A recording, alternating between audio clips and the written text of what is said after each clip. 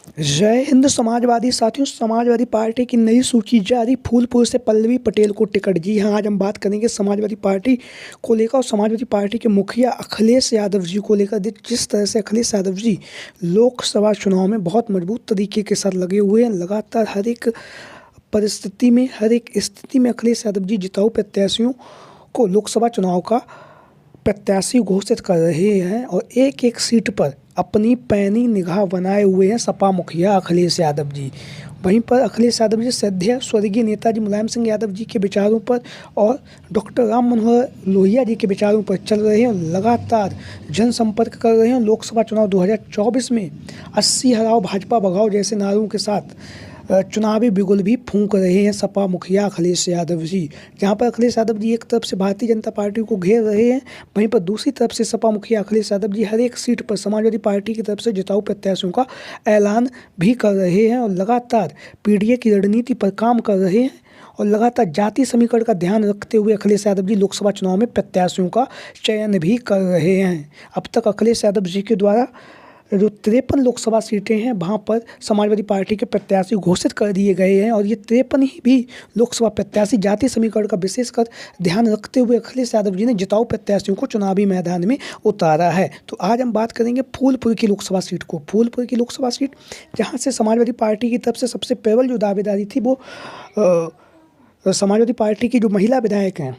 Doctor Pallavi Patel जी की फूलपुर की Lok Sabha seat पर काफ़ी प्रबल दावेदारी थी, क्योंकि विभिन्न तरह के जब सर्वे हुए थे तो उन सर्वों में फूलपुर की जो लोकसभा सीट है यहाँ से डॉक्टर पल्लवी पटेल को सभी लोगों ने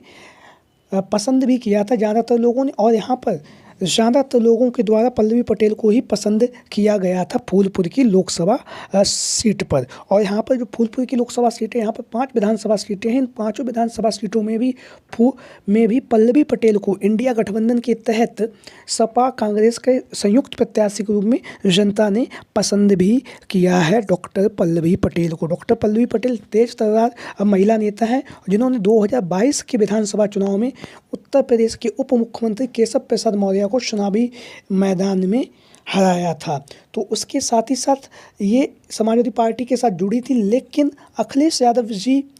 और इनके द्वारा जिस तरह से 3 लोकसभा सीटों की दावेदारी की गई, तो जिसको लेकर अखिलेश यादव जी ने कहा कि 3 लोकसभा सीटें तो नहीं, 1 लोकसभा सीट पर हम विचार कर सकते हैं। उससे ये नाराज़ हो गए। नाराज़ होने के साथ ये असुद्दीन ओवैसी के साथ इन्होंने अपना गठबंधन कर लिया है। और गठबंधन करने के साथ ही साथ इन्होंने जहाँ पर अखिलेश यादव जी के द्वारा पीडीए का नारा दिया गया है, वहीं पर इन्होंने एक नया नारा दिया गया है पीडीएम। अखिलेश यादव जी के पीडीए के नारे में पिछड़ा, दलित और अल्पसंख्यक था। इनके पीडीएम के नारे में पिछड़ा, दलित और मुस्लिम है। लेकिन अब जो खबरें सामने आ रही हैं वो ये हैं कि जो डॉक्टर पल्लवी पटेल जी हैं वो समाजवादी पार्टी में वापस आना चाह रही हैं। वो सपा मुखिया अखिलेश यादव जी से मुलाकात भी करना चाह रही हैं, क्योंकि डॉक्टर पल्लवी पटेल जी तेज तर्रार महिला नेता हैं। उन्हें भी अपना जो राजनीतिक भविष्य है वो दिख रहा होगा समाजवादी पार्टी के साथ ही रहकर राजनीतिक भविष्य है, क्योंकि सपा मुखिया अखिलेश यादव जी 1 लोकसभा सीट देने के लिए तैयार भी हैं। जहां पर उन्होंने एक टीवी के इंटरव्यू के कार्यक्रम में कहा भी था कि हम 1 लोकसभा सीट को लेकर विचार कर रहे हैं। तो डॉक्टर पल्लवी पटेल जी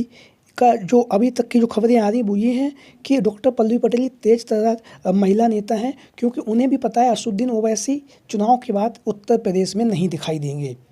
तो ऐसे में डॉक्टर पल्लवी पटेल का जो फ़ायदा है वो अखिलेश यादव जी के साथ रहने से ही है। अखिलेश यादव जी ने उन्हें विधानसभा में पहुंचाया और विधानसभा में पहुंचाने के साथ साथ उन्होंने उनके मान और सम्मान भी रखा है, बराबरी की हिस्सेदारी भी दी है उनको और उनकी माता जी को। और इसके साथ ही साथ अखिलेश यादव जी 1 लोकसभा सीट भी देने के लिए विचार कर रहे हैं, जहाँ से चाहें तो डॉक्टर पल्लवी पटेल जी चुनावी मैदान में उतर सकती हैं, या उनकी जो माता है राजमाता कैसना पटेल वो भी चुनावी मैदान में उतर सकती हैं फूलपुर की लोकसभा सीट पर, क्योंकि फूलपुर की लोकसभा सीट एक पटेल बाहुल सीट है और अखिलेश यादव जी हर परिस्थिति में भारतीय जनता पार्टी के जो प्रत्याशी हैं उन्हें चुनावी मैदान में हराना चाहते हैं। तो ऐसी स्थिति में अगर पल्लवी पटेल जी समाजवादी पार्टी में वापसी करती हैं और अखिलेश यादव जी से मुलाकात करती हैं, तो अखिलेश यादव जी 1 लोकसभा सीट, जैसा कि उन्होंने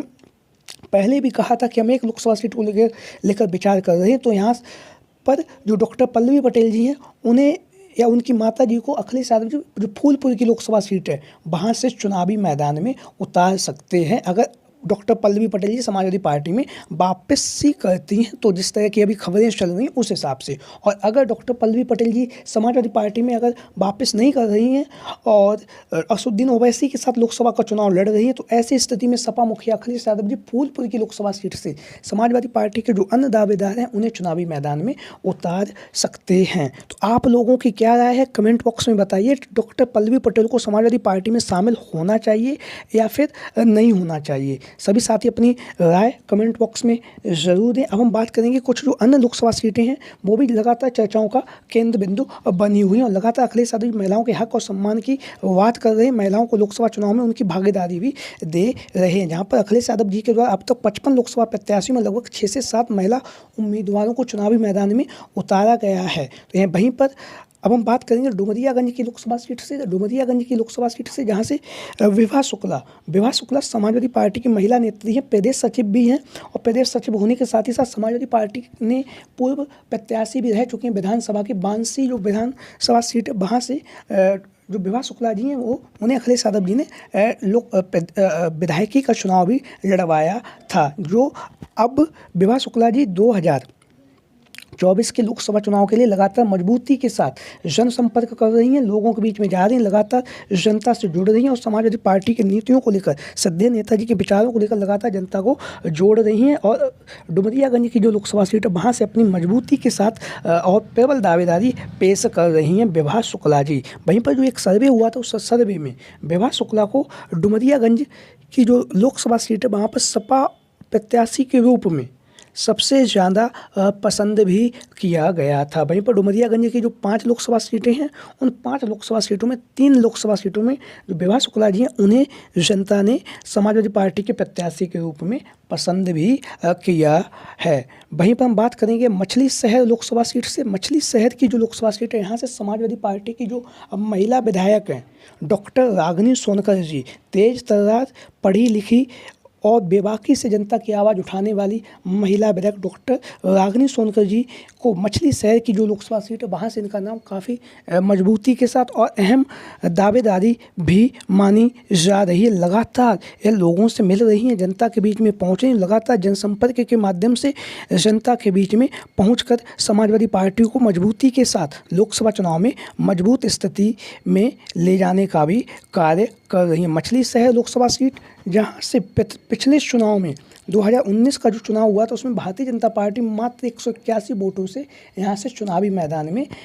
जीत हासिल कर सकी है। वहीं पर जो एक सर्वे हुआ था उस सर्वे में डॉक्टर जो रागिनी सोनकर जी हैं उन्हें जनता ने सबसे अधिक पसंद भी किया है, क्योंकि तेज तर्रार नेता लगातार जनसंपर्क कर रही हैं, लोगों के बीच में भी जाती रहती हैं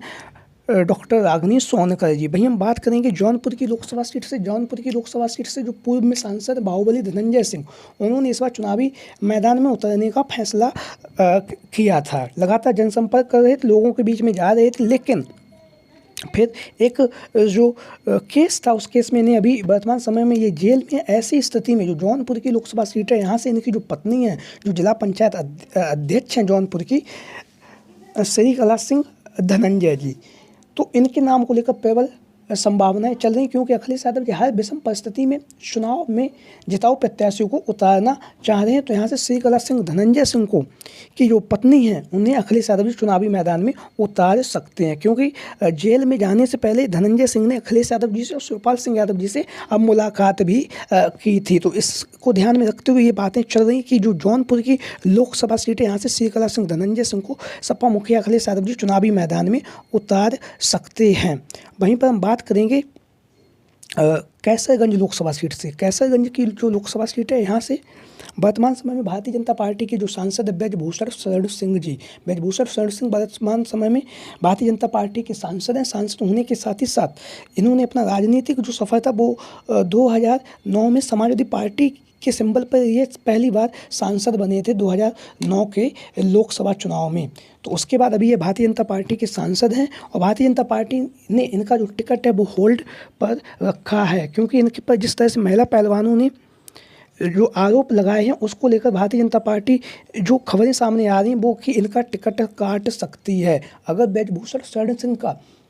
जो कैसरगंज की लोकसभा सीट, वहाँ से अगर ब्रजभूषण शरण सिंह का भारतीय जनता पार्टी ने अपना टिकट काटा, तो ऐसी स्थिति में सपा मुखिया अखिलेश यादव जी, जो ब्रजभूषण शरण सिंह की जो पत्नी हैं केतकी देवी सिंह, उन्हें चुनावी मैदान में उतार सकते हैं, क्योंकि अखिलेश यादव जी हर स्थिति में, हर परिस्थिति में जिताऊ प्रत्याशियों को चुनावी मैदान में उतारना चाह रहे हैं, जो भारतीय जनता पार्टी के प्रत्याशियों को चुनावी मैदान में हरा सके। तो ये वो संभावित नाम है जो लगातार चर्चाओं का केंद्र बिंदु बने हुए हैं, जो लगातार जनसंपर्क कर रहे हैं, लोगों के बीच में जा रहे हैं, लगातार जनता के दुख दर्द समस्याओं में शामिल हो रहे हैं, लगातार लोकसभा चुनाव की तैयारियों में भी जुटे हुए हैं। तो इन संभावित प्रत्याशियों को लेकर आप लोगों की क्या राय है, आप लोगों के क्या विचार हैं, सभी साथी कमेंट बॉक्स में अपनी राय ज़रूर दें। और जो भी साथी हमारे इस चैनल पे आज पहली बार आए हैं, वो चैनल को सब्सक्राइब करें, वीडियो को लाइक करें और अपने जो अन्य दोस्त हैं उन्हें भी इस चैनल को शेयर करें, जिससे कि आप लोगों के पास समाजवादी पार्टी से जुड़ी सारी खबरें सबसे पहले पहुंच सकें। अब ये देखना होगा सपा मुखिया अखिलेश यादव जी किस प्रत्याशी पर भरोसा जताएं।